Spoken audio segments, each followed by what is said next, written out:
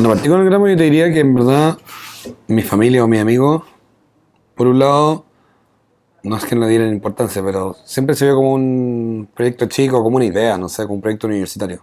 Eh, yo cuando gané los primeros fondos fue como, chuta, ya algo tiene que salir de acá, o en verdad te voy a dedicar tiempo para trabajar en esto, yo creo que fue un paso como eh, un poco más serio. Y después, que yo creo que fue el cuestionamiento que estuvo durante muchos años y de mucha gente, decir, bueno, ¿cómo hacer un negocio con esto? Porque una cosa es llegar a un dispensador, como desarrollar algo que dispense. Otra cosa es tener un modelo de negocio que se sostenga, que es otra conversación, nada que ver. Yo en mi primer modelo decía, en mi primer Excel, con 100 almacenes estaba listo. Y bueno, era con 1500 almacenes finalmente. Entonces, yo diría que, por un lado, y también medio mezclado con la decisión de irme a vivir a otro lado, a mi familia al menos y a mi amigo siempre les calzó, como que no fue algo raro, no fue como, oye, este gallo se volvió loco y se fue a ir a una población, o se volvió loco y está haciendo un emprendimiento social. Yo creo que siempre está bueno alineado con las cosas que he hecho.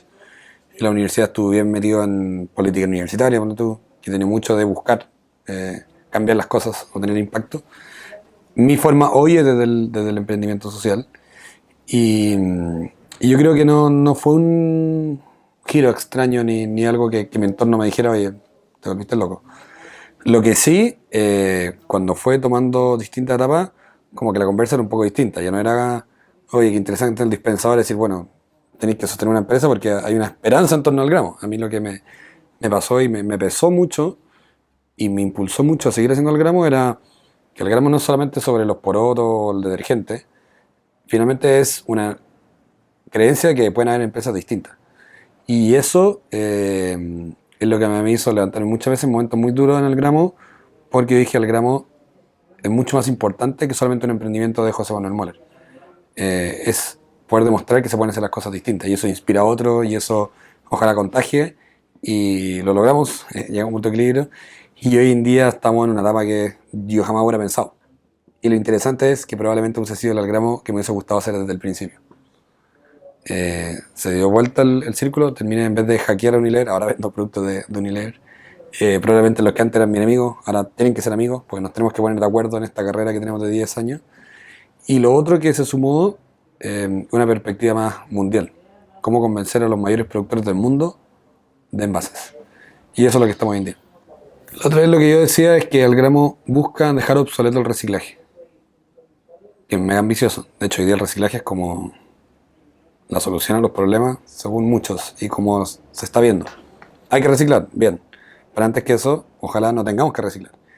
Y Algramo busca ser un estándar, una forma de comprar, que hayan competidores, que sea, puta, inventar algo que permeó, que pasó más allá de la empresa. Y mi sueño es llegar a la grande economía. O sea, que esto resuelva problemas de gente en la India, que resuelva el volumen de los norteamericanos, de los europeos, que son los que más contaminan. El 10% más rico genera la mitad de los desechos. Y por otro lado está todo el tema del impuesto a la pobreza. Entonces ojalá estar en la India, Indonesia, donde el plástico y el impuesto a la pobreza es enorme. Entonces esa es la ambición. Y entendiendo esa ambición, hay que entender también que es necesario colaborar. O sea, mis enemigos de ayer no son mis enemigos de hoy. Mis enemigos de hoy son los 10 años que tenemos, es la basura que generamos y me tengo que tragar muchas cosas porque entiendo que hay un bien superior que es resolver la crisis medioambiental. A mí hay gente que me inspira, hay gente que cuestiona el statu quo. En serio. Yo encuentro que hay mucho emprendimiento interesante y como creativo. Bien, como por ese lado. Pero yo diría que la gente más me inspira es alguien que se atreva a pararse frente como a la masa de gente que está haciendo lo común y decir, sé que yo veo estas cuestiones distintas.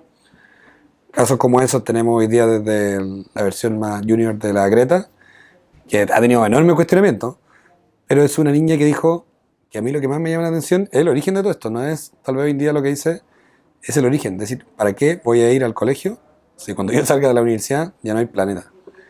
Esa visión yo encuentro súper poderosa. Eso es algo que a mí me mueve. Hay otro ámbito de otras personas, está la Alexandra Ocasio-Cortez, que es esta diputada norteamericana, que era trabajar en un bar y se candidateó y salió, y se atreve a pararse en el Congreso gringo con temas nuevamente medioambientales o sociales de manera súper clara y cuestionando el statu quo. Yo creo que son gente que a mí me inspira a tener ambición también en las críticas. ¿Cachai? No decir, bueno, en Chile resolvamos hoy día el packaging, o en esta comuna o en este almacén. Es decir, ¿por qué no? Puta, el mundo debiera dejar de hacer esto. Y con un mensaje súper claro, con una visión política que no es partidista, pero es una visión de mundo finalmente. O sea, el Gramo tiene una visión donde las empresas no pasan a llevar a las personas al medio ambiente. Y eso tiene mucho más allá del que hacer. A mí son esas personas las que hoy día me movilizan y me nutren para decir, bueno, eh, Algramo no está solo, es una generación de gente o es un movimiento de gente que piensa alineado en distintos ámbitos. Eso también pasa en la salud, en educación, donde hay gente que cuestiona el statu quo, ¿sí? Desde el ejemplo, desde la pega. A mí esas son las cosas que me movilizan mucho más que un gadget interesante. Alguna vez dije, voy a escribir la historia del Gramo cuando ya sea exitoso, voy a escribir la historia, porque hay que escribirlo así que funcionó, así que murió, ¿no? Bueno, quizás también habría que escribirlo, pero con otro título. Eh,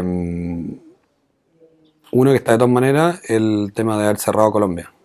Nosotros partimos a abrir al Gramo en Colombia y lo tuvimos que cerrar. Cerrar significa echar a toda la gente de la operación en Colombia, asumir un fracaso personal también, y seguir adelante, porque lo que nos pasó es que en Chile todavía no me llegaba a un punto de equilibrio, en Colombia estábamos partiendo, vimos que la vuelta iba a ser muy larga para llegar a punto de equilibrio allá, y tal vez se iban a morir los dos.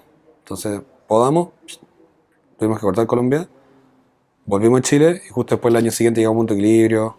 Después viene este vuelco a abrir el modelo con ambición más mundial, meterle más tecnología, y hoy en día estamos en un contexto nada que ver, y lo interesante es que probablemente volvamos a Colombia, pero con el modelo nuevo.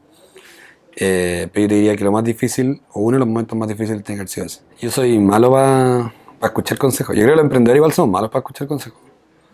Porque gran parte de querer cambiar las cosas es dejar de escuchar a la gente normal, ¿no? Entonces, yo creo que si no escucha todos los consejos, va a fracasar. Eh, lo segundo, yo creo que el consejo es escuchar consejos de gente que esté lo más parecido en tu situación. Hay mucha gente que opina desde afuera. Yo diría que yo me tomo muy distinto el comentario de un emprendedor que de un gran empresario o un experto, porque finalmente necesitas que alguien que haya estado en tus pantalones. Y dicho eso, yo creo que hay varias cosas medias básicas, pero uno es engancharse, o en mi caso al menos yo recomendaría engancharse con un propósito potente y ambicioso. Yo no entiendo mucho el afán de emprender por emprender, ¿no? Hoy día yo creo que se vende el emprendimiento como el sueño americano, que aparte tiene otras falencias enormes en Chile, que yo creo que es súper difícil emprender, sobre todo que hay una segregación socioeconómica en términos de la oportunidad súper grande, y yo soy súper consciente de eso. Pero yo te diría como consejo, engánchate de algo que te mueve realmente, porque en muchos momentos vas a tener que estar dispuesto a hacer cosas que en un contexto normal no harías, y aguantar cosas o someterte a cosas, eh, y ser radical también en las propuestas. Yo creo que muchos emprendedores o emprendedoras buscan solucionar el síntoma de las cosas, pero no el verdadero problema que los genera. ¿Cachai? El síntoma, en el caso del Gramo, pone tú, está esta diferencia de precio, entonces tal vez una solución era agrupar a los almaceneros que compraran en conjunto y tener una buena oferta. En verdad el problema de fondo es que hay un modelo económico que genera eso. Entonces yo creo que hay mucho de resolver el síntoma y poco de resolver el problema. Y para eso hay que entender un entendimiento. Entonces, otro consejo podría ser estar súper conectado con la gente a la cual le quieres resolver el problema, o con quien quieres construir la solución. Me corrijo, de hecho. Eh, la gente que más sabe de Algramo o Algramo surge a partir de cosas que ya existían. Tecnológicamente siempre ha sido muy sencillo, pero el canal de venta siempre ha estado, el almacén de barrio. La venta a granel siempre ha existido, antes todo se vendía a granel y se dejó de vender a granel. La pregunta era, bueno, ¿por qué se dejó de vender a granel? ¿Qué tengo que resolver? Eh, y lo otro, ya cuando yo creo que uno avanza más, el otro consejo sería, idealmente, sé que es difícil, pero ojalá tener inversionistas que no sean chilenos.